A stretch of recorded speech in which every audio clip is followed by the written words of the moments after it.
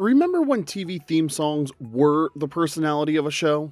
Before you could binge watch in your PJs until 3 a.m. When that first moment told you exactly what you were in for and dared you not to sing along. In the 80s, there was no skip intro.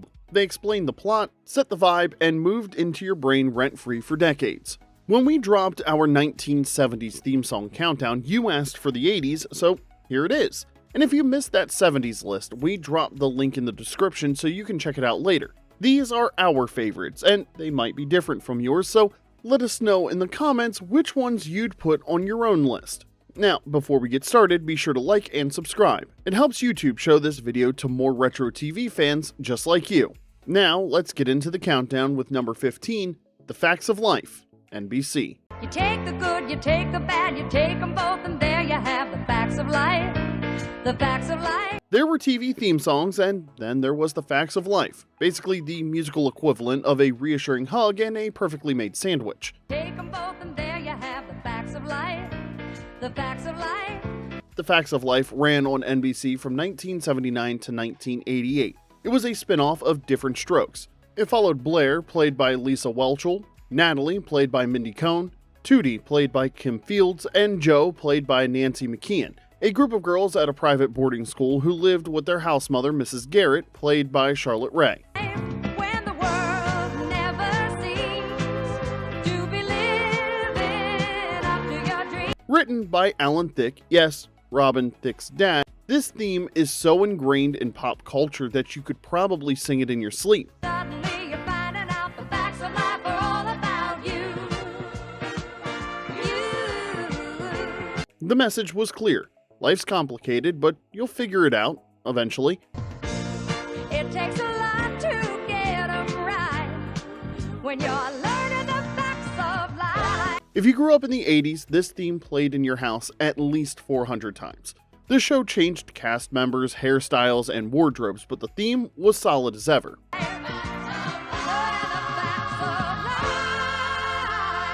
Number 14, Mr. Belvedere, ABC. Streaks on the china, never mattered before. Who cares? Now let's talk about the only sitcom theme to open with a line about streaks on china, which is already a flex nobody asked for. When you drop kicked your jacket as you came through the door, no one. Mr. Belvedere aired on ABC from 1985 to 1990 and starred Christopher Hewitt as a prim British butler dealing with the chaos of the middle-class Owens family, played by Eileen Graff, Bob Uecker, Rob Stone, Tracy Wells, and Bryce Beckham. Think Mary Poppins, but with more domestic incompetence and shoulder pads. But sometimes things get turned around and no one's spared. Here's a fun fact. Songwriter Gary Portnoy also co-wrote the theme song for Cheers. The man went from writing about a Boston bar to household cleaning and British social commentary. All hands look out below. There's a change in the status quo. The theme is one part Broadway show tune and one part weird. It makes no sense, it's totally extra, and by the end, you're half expecting jazz hands and a key change that never comes. Like someone cut the last page out of a Broadway score. According to our new arrival, life is more than mere survival. Admit it, if you've ever knocked over a plate or spilled something on good china, this song still pops into your head. That's the power of oddly specific musical conditioning.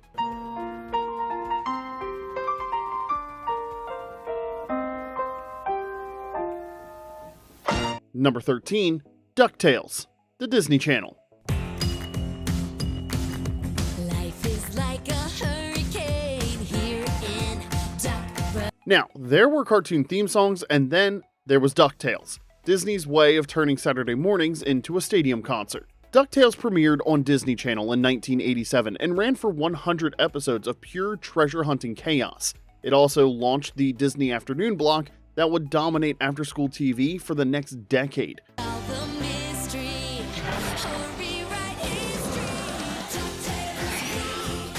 The opening line, "You were a kid with zero life experience, but somehow you felt that lyric in your soul." Written by Mark Mueller, this theme basically rewired an entire generation's brain chemistry for adventure, danger, and a chorus so catchy that scientists still haven't figured out how to get it unstuck.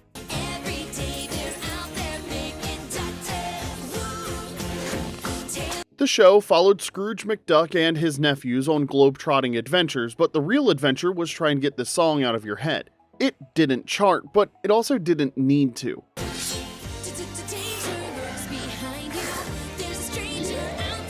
If you ever attempted the Scrooge McDuck money dive into your couch cushions and came up with Lindt and Cheerios, well, this song's to blame.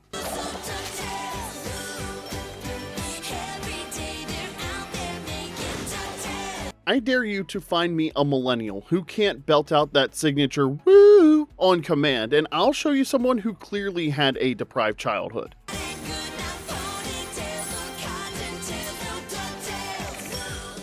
Number 12, Magnum P.I, CBS.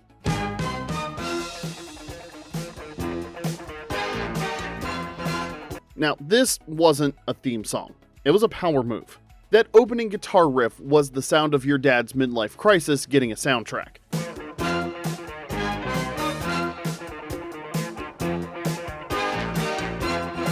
Magnum P.I. ran on CBS from 1980 to 1988, starring Tom Selleck as a former U.S. military man turned private investigator living in a Hawaiian paradise, driving someone else's Ferrari and solving crimes between beach volleyball games.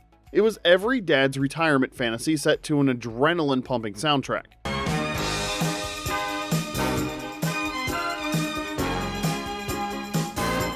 Composed by TV theme legends Mike Post and Pete Carpenter, this instrumental could have just been called "Fire Up the Ferrari, We've Got Crimes to Solve." No lyrics, no explanation, just 1 minute of turbocharged action music that made everyone want to buy a Hawaiian shirt and develop a complicated relationship with a snobby British guy named Higgins.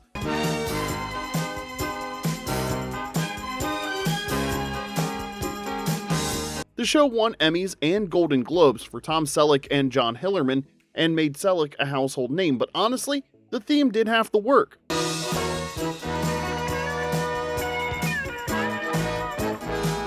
If this song didn't make you want to grow a mustache and move to Hawaii, we can't be friends.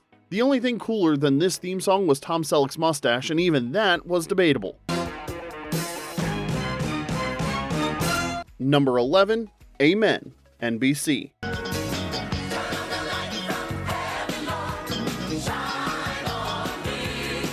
Now, you didn't just hear the Amen theme. You felt it in your chest, and probably all the way down to your shins. Amen, which aired on NBC from 1986 to 1991, centered on the First Community Church of Philadelphia and the comedic interactions of its members. At the heart of it all was Deacon Ernest Fry, played by Sherman Hemsley, a widowed lawyer and head deacon with questionable ethics, endless schemes, and some less than holy fundraising ideas.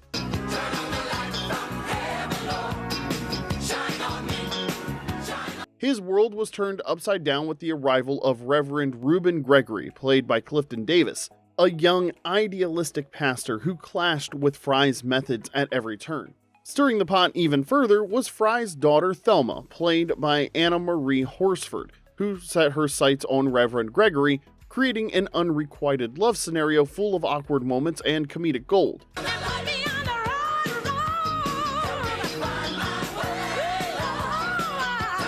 The theme was written by Andre Crouch, known as the father of modern gospel music, and sung by Vanessa Bell Armstrong, a genuine gospel powerhouse who belted the opening notes with the force of a Sunday sermon and the groove of a Friday night block party. This was a full-on spiritual experience that happened to introduce a sitcom.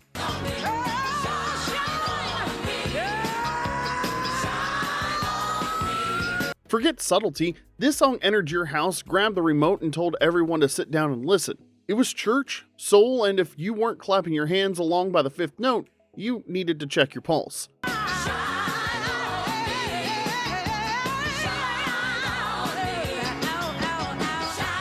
Armstrong was already a gospel legend when she recorded this, and she brought every bit of that power to a 30-second TV intro.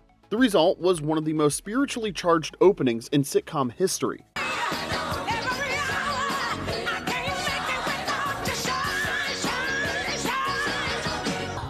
Number 9, The Greatest American Hero, ABC.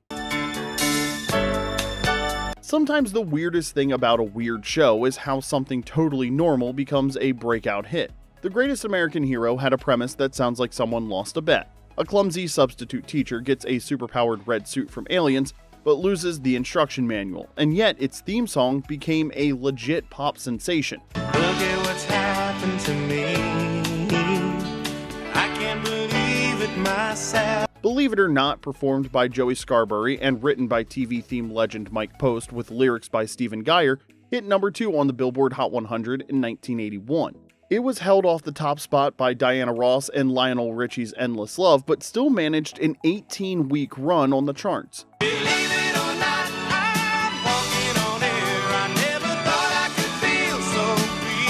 It even reached number 1 on the Cashbox and Record World charts and topped the charts in New Zealand. Not bad for a theme song from a goofy superhero comedy. So, how did this unlikely masterpiece come together? When producer Stephen J. Cannell pitched the show, Mike Post's reaction was basically, "You've lost your mind." But Cannell had an idea. What if they wrote a full theme song with actual lyrics, just like they'd done for Richie Brockelman Private Eye? Post called up his lyricist Stephen Geyer with possibly the weirdest creative brief in music history. We need to make superhero clumsiness sound like falling in love, and somehow, that ridiculous concept actually worked.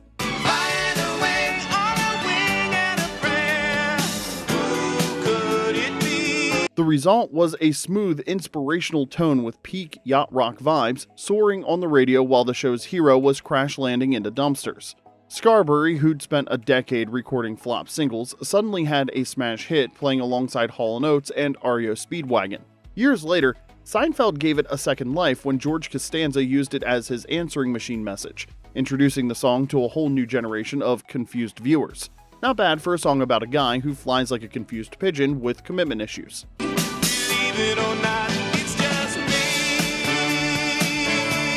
Number 8, Miami Vice, NBC.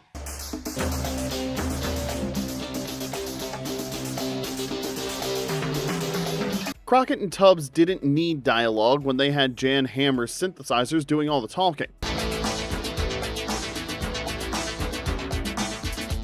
Miami Vice ran on NBC from 1984 to 1989, centering on 2 undercover detectives, James Sonny Crockett, played by Don Johnson, and Ricardo Rico Tubbs, played by Philip Michael Thomas, working deep inside the vibrant but dangerous Miami underworld of the 1980s. Posing as high-rolling criminals, they infiltrated drug trafficking rings, prostitution rackets, and other organized crime operations, often wrestling with moral compromises and personal sacrifices. And they did it all while embodying the era's signature style: pastel suits, designer loafers, and fast cars, with a soundtrack that made every episode feel like the coolest music video you'd ever seen.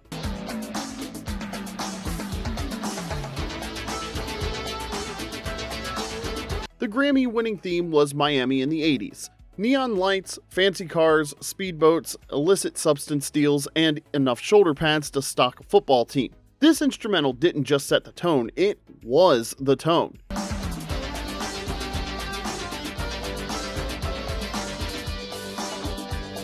The theme hit number 1 on the Billboard Hot 100 in 1985, making it one of the few TV themes to top the charts. Hammer, a Czech-American keyboardist who worked with everyone from Jeff Beck to John McLaughlin, created something that was simultaneously futuristic and perfect for its time.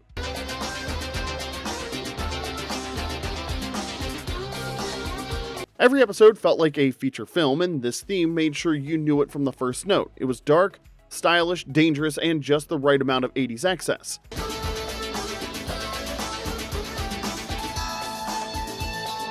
It's still driving down Ocean Drive with the top down, and honestly, it always will be.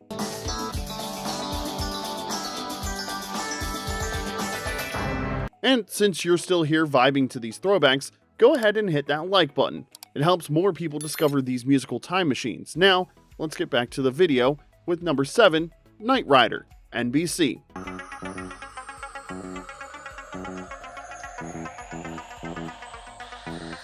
Synths, lasers, and pure David Hasselhoff energy distilled into 1 minute of pure electronic perfection. Knight Rider, a shadowy flight into the dangerous world of a man who does not exist. Knight Rider aired on NBC from 1982 to 1986, centering on Michael Knight, a lone crime fighter who, after being rescued and given a new identity by a mysterious benefactor, dedicated himself to taking down criminals who operated beyond the reach of the law.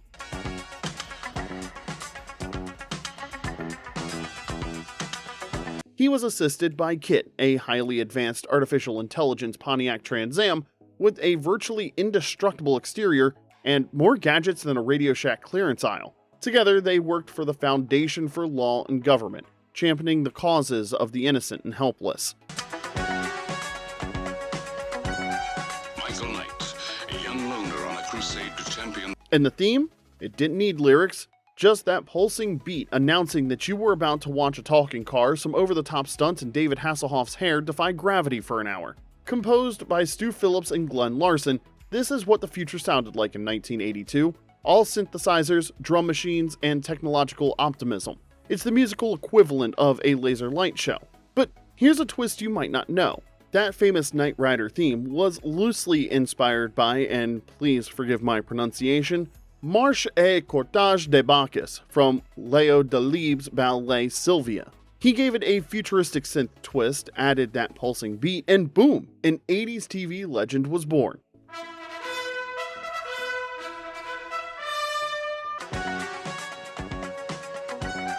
Michael Knight, a young loner on a crusade to champion the cause of the innocent. Now, if your parents didn't have to physically restrain you from trying to jump your big wheel after hearing this theme, they really missed an important parenting opportunity.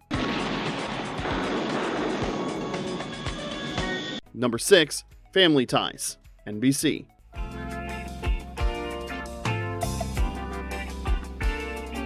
The first few bars are all it takes to know that you're back in the 80s, parked on the couch watching Michael J. Fox play Alex P. Keaton, TV's favorite young Republican. I bet we've been together for a million years. Family Ties ran on NBC from 1982 to 1989, centering on the Keaton family, a middle-class suburban household in Reagan-era America.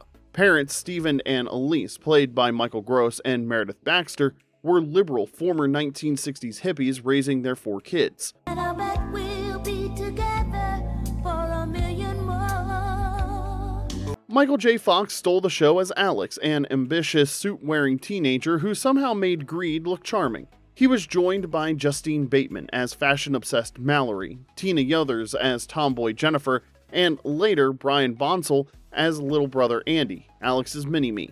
The show mixed laughs, heartfelt moments, and relevant social commentary as the Keatons navigated their ideological differences. What would we do, baby, without us? Written by Jeff Barry and Tom Scott, the duet by Johnny Mathis and Denise Williams oozed warmth and optimism, like a love song for every confused family trying to figure out how they ended up with kids who were nothing like them. What would we do, baby, without us? Was it sappy?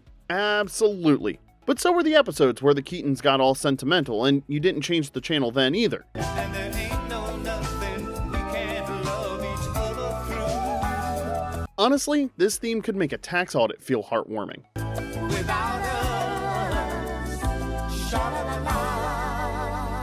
Number 5, A Different World, NBC. My parents love me, stand behind me, come what may. A Different World premiered in 1987 as a Cosby Show spinoff, originally following Denise Huxtable, played by Lisa Bonet, at the fictional Hillman College. I know now that I'm ready, because I finally heard that. The series tackled race, class, politics, and campus life with humor and honesty, and its evolving theme song set the tone from the very first chord. Co-written by Dawn Lewis, Bill Cosby, and composer Stu Gardner, the theme was inspired by the show's original working title, Stepping Up to Step Out. The lyrics captured the leap from the comfort of childhood into the challenges of young adulthood. Pretty world, from where you come from. Lewis was originally slated to sing the theme herself, but producers worried that might put too much focus on her character, while Bonet was still the lead. It's a different world from where you come from. After considering several artists, including Al Green, they went with Phoebe Snow, whose bluesy Season 1 rendition was perfectly pleasant, but about to be completely outshined. When Bonet left after the first season, the series widened its lens to campus life as a whole, and that's when both the writing and the theme song really hit their stride. No, my parents loved me. Stand behind me, come what may. Starting in season 2, the show centered on Whitley Gilbert, played by Jasmine Guy, a sharp-tongued Southern belle who became the breakout star and won 4 consecutive NAACP Image Awards, and Dwayne Wayne, played by Kadeem Hardison, a math whiz with signature flip-up glasses, who appeared in nearly every episode. Other key cast members over the years included Dawn Lewis as Jaleesa Vinson, Daryl M. Bell as Ron Johnson, Sinbad as Coach Walter Oakes, Charnel Brown as Kimberly Reese, and Cree Summer as Freddie Brooks.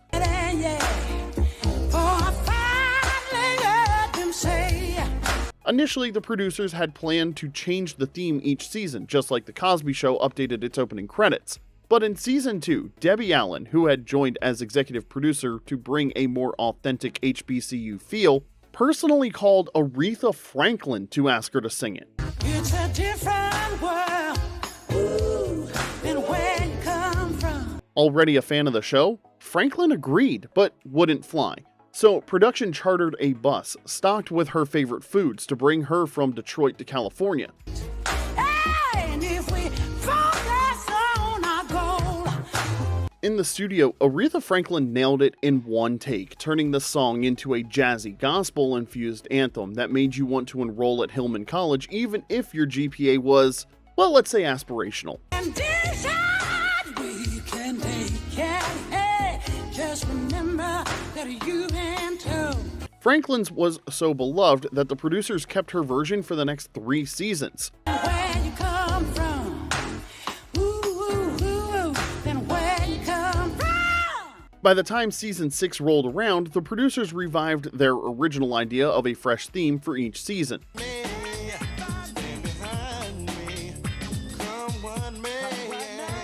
To reflect the changing musical landscape, they brought in Boys to Men along with Terrence Forsyth, giving the final year a smooth R&B send-off that perfectly fit the early 90s sound.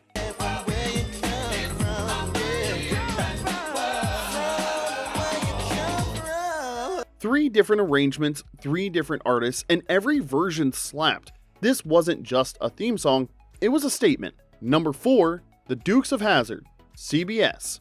Just a good old boy, never meaning no harm.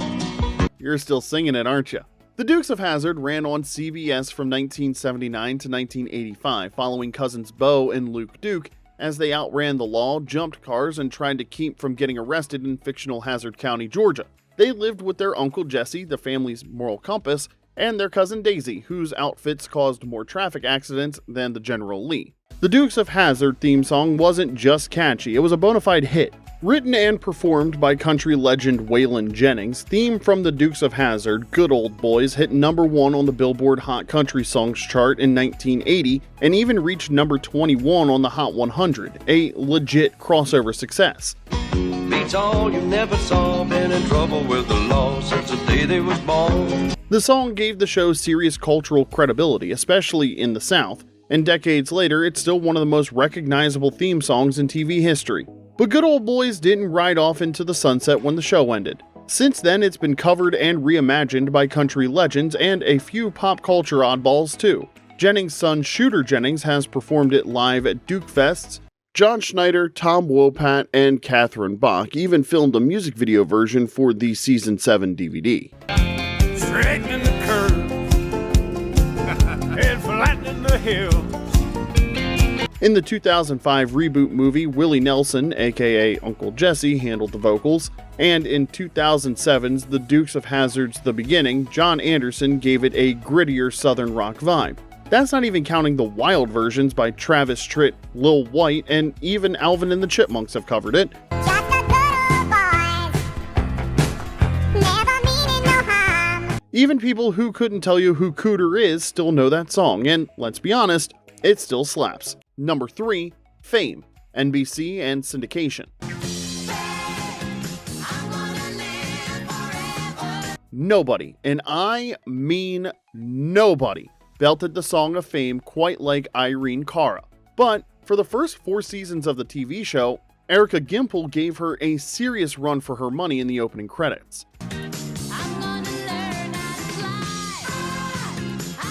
Fame aired from 1982 to 1987, first on NBC, then in syndication, following gifted students at New York City's High School of Performing Arts as they chased dreams of stardom through dance, music, and drama. Inspired by the 1980 movie, the show blended dramatic storylines with musical numbers, capturing the challenges and triumphs of adolescence alongside the demanding world of professional artistry.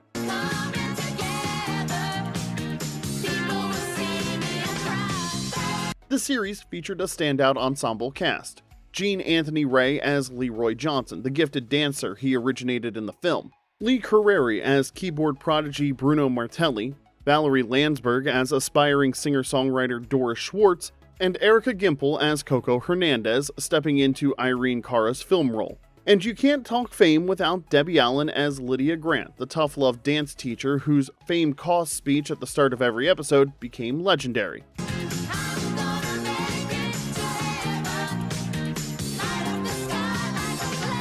This wasn't just a theme song, it was a mission statement. It made you want to leap onto a cafeteria table and start jazz-handing your way to a scholarship. Whether you could actually dance or not, this song still made you believe that you could.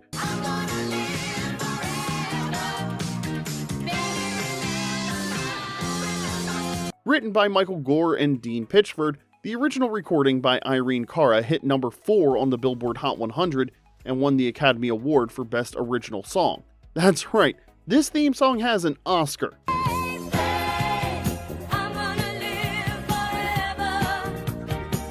It was the soundtrack of every 80s school talent show, graduation ceremony, and at least a few weddings where someone thought they could pull off interpretive dance.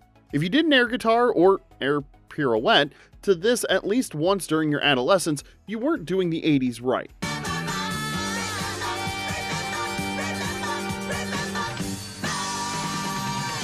Number 2, Cheers, NBC. Making your way in the world today takes everything you've... You knew this one would make this list, didn't you? Cheers ran on NBC from 1982 to 1993, turning a cozy Boston bar into one of television's most beloved hangouts. At the center was Sam Malone, played by Ted Danson, a former Boston Red Sox pitcher turned bar owner. Taking a break from all your worries sure would help a lot. Over the years, the bar was staffed and frequented by an unforgettable crew. Shelley Long as Diane Chambers, Sam's sophisticated and often exasperated on-again, off-again love interest. Rhea Perlman as Carla Tortelli, the sharp-tongued waitress. George Wendt as Norm Peterson, the lovable beer enthusiast. John Ratzenberger as Cliff Clavin, the trivia-spouting mailman. Nicholas Colasanto as the warm but absent-minded coach Ernie Pentuso. Woody Harrelson as the naive bartender Woody Boyd, Kelsey Grammer as pompous psychiatrist Fraser Crane, Kirstie Alley as the ambitious Rebecca Howell, and Bebe Neuwirth as Fraser's equally uptight other half, Lilith Sternin. Wouldn't you like to get away? Set entirely in the Cheers bar, the sitcom thrived on witty banter, friendships, rivalries, and the occasional romance, offering a humorous, heartfelt look at a community where, yes, everybody really did know your name. Sometimes you wanna go where everybody knows your name. You're already singing the next line in your head, aren't you? I know, because I'm doing the same thing. Gary Portnoy's Where Everybody Knows Your Name was basically a friendly punch to the feelings. It nailed that universal craving for belonging, a place where people actually care about your day. And they're always glad you came. Fun fact, Portnoy and co-writer Judy Hart Angelo actually had a few early attempts at a theme song rejected before landing on this one. Even after the melody was chosen, the producers requested rewrites to make the lyrics more broadly appealing and better suited to the show's premise. That persistence paid off. The final version went on to earn an Emmy nomination in 1983 for Outstanding Achievement in Music and Lyrics, was voted the best TV theme of all time in a 2011 Rolling Stone Readers poll, and was named the greatest TV theme by TV Guide editors in 2013. You wanna be where you can see our troubles are all the same. Chart-wise, the theme reached number 83 on the US Billboard Hot 100, number 28 on the Adult Contemporary chart, and number 58 in the UK. But its real success was emotional, becoming the musical definition of comfort food, and if you didn't get at least a little misty-eyed during the finale, you might have been watching with the sound off. You wanna go where everybody knows your name. Number 1. The Golden Girls, NBC. Thank you for being a friend. There's a reason this one closes our list, and it's not just because we're contractually obligated to end with the most singable theme song in television history. Travel down the road and back again. The Golden Girls ran on NBC from 1985 to 1992, proving that 4 women over 50 could dominate primetime and win every major award in sight. It is true, you're a pal and a confidant. It followed Blanche Devereaux, played by Rue McClanahan, the glamorous Southern belle who owned the Miami home, along with her roommates, sweet but hilariously naive Rose Nyland, played by Betty White, and sharp-tongued substitute teacher Dorothy Zbornak, played by B. Arthur. Dorothy's wisecracking mother, Sophia Petrillo, played by Estelle Getty, later joined them after her retirement home burned down. Together, they tackled friendship, dating, family drama, and contemporary social issues with heart, wit, and plenty of sass. Invited everyone you knew. The theme, Thank You for Being a Friend, was written and recorded by Andrew Gold in 1978, peaking at number 25 on the US Billboard Hot 100 and hitting number 11 on the US Cashbox chart. For the show, it was re-recorded by Cynthia Fee, whose sunny, soulful version became TV's ultimate sing-along. Gold later received multiple BMI TV Music Awards for the song's use in The Golden Girls. Birthday parties, karaoke nights, even the occasional funeral, this song has been sung everywhere Americans gather to feel feelings. You would see the biggest gift would be from me. The series itself was a critical and ratings powerhouse, winning 11 Primetime Emmy Awards, 4 Golden Globes, and a permanent spot in TV history. The theme was an anthem for every unlikely friend group, every chosen family, and anyone who's ever needed a reminder that friendship can get you through anything. If you don't automatically join in on the chorus, hand over your nostalgia card. Whether you watched it with your mom, your roommates, or discovered it years later in reruns, this song hits the same way every time. And the card attached would say, Pure friendship gold. "Been a friend." And there you have it. 15 theme songs that define the 80s and are probably staging a hostile takeover of your brain right now. Which one did we miss? Which did you belt out at an embarrassing volume during this video? Let us know in the comments section below. Bonus points if you type out your favorite part from memory. If you enjoyed this trip down memory lane, hit like, subscribe, and keep that notification bell on because we've got plenty more retro TV videos coming your way. Until next time, this is Remember When.